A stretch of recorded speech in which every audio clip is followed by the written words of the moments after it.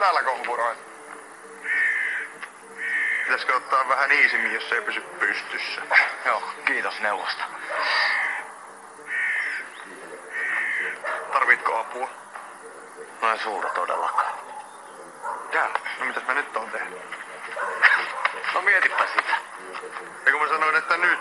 Kuule, kyllä se niissä aikaisemmissa hommissa on ihan tarpeeksi vähän pidemmäksikin aikaa. Joo. Ajattelit olla sitten katkera koko loppuelämässä niistä häistä vai? Se on ihan mun oma asiani, kuinka pitkään mä oon niistä katkera. Joo.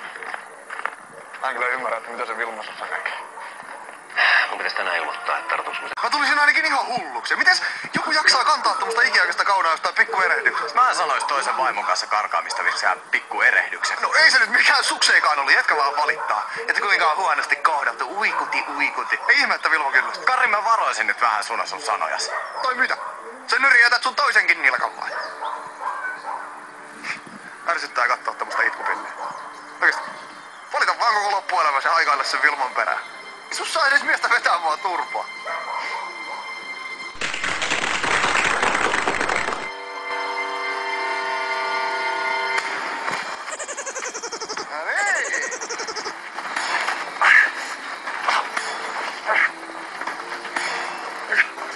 Taikka vähän miettiä, kenen kanssa rupeaa.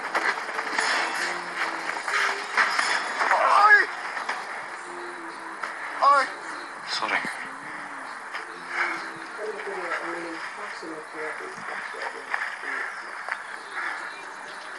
Ei ollut tarkoitus.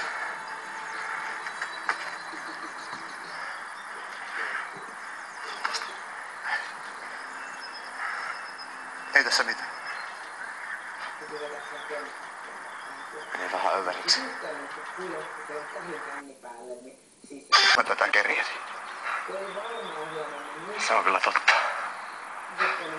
Saat sitten palkinnoksi tommosen pellennenä.